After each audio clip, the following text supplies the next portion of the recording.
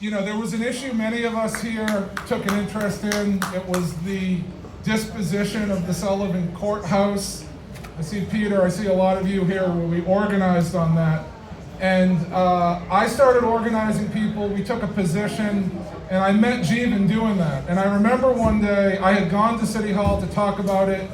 I went home, I sat on my couch, I turned on channel 22, and I saw someone behind the podium, and I was like, wow, this is someone who really is an advocate, is really strong, really intelligent, brings everything you want to bring to the table as an advocate. And when you said you were going to run for city council, I was honored. I got to introduce him at his first kickoff. I think I've spoken at all your kickoffs. And I was about to call Jivan to ask him to speak at this event. And I got a text message, and Jivan had said, I'm doing an event on December 18th, and I'd like you to speak at it. And it was going to be down at Tavern in the Square, which is a little bit of a smaller room. And I thought, well, that's just silly. And I know some of you wouldn't know where to go. So I said, why don't you come here? We'll headline it, the more the merrier. I think that's an important theme, especially with Trump facing us in a few weeks here. And it's really been so great to see you all show up. So thank you so much. And finally, just really want to highlight, Jivan's work. Like me, Jivan is a renter. And like me, he's really focused on affordable housing issues, on transit issues, on the MBTA. You may have seen the headlines or the TikTok that's going around. Jivan is leading an effort to ban broker fees here in Cambridge. Broker fees are pretty ridiculous. People move to Cambridge, they've never heard of a broker fee. We're one of the last places in America that has this practice. And you can imagine having to come up with first month, last month, security deposit, and a broker fee. That's an insane amount of money. So thank you, Jivan, for leading on that. Jivan is one of the staunchest allies for safe streets, for bike safety, for public transportation, for seeking justice with our universities, making sure Harvard and MIT pay their fair share. So city council election season will begin, probably sometime in the new year. So I think it's just such a great chance for us all to come together. And I want to give him a warm welcome again, my friend, my colleague, Jivan Sabrina Wheeler. Thank you.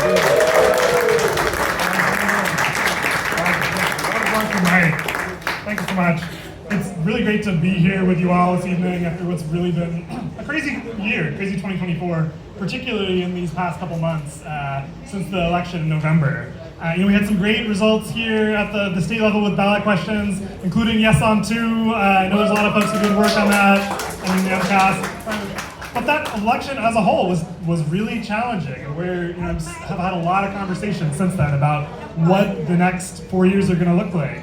How are we going to protect immigrants at the local level? How are we going to prepare for Medicaid cuts? How are we going to prepare for folks who are coming from other states for abortion access here and protecting their privacy? That's all a lot of work we've got to do here at the local level. And the work we do at the state level and at the local level becomes all the more important because of that. I think of the work we've done here in Cambridge on the affordable housing overlay, creating hundreds of new affordable housing units.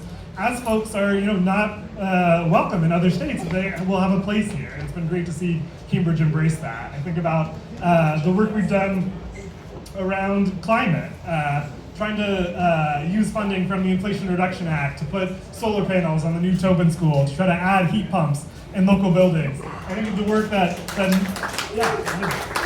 I think about the work that Mike and others at the state level have done to make sure that every student has free school meals for all here in Cambridge. Including, thank you for Senator Domenico who's here for all his work on that. I'm really grateful for the partnership at the state election. If you're done work at the local level, there are things we can do here and there are things we have to do home rule petitions on. And it is so important that we have partners at the state level who are going to work with us on that.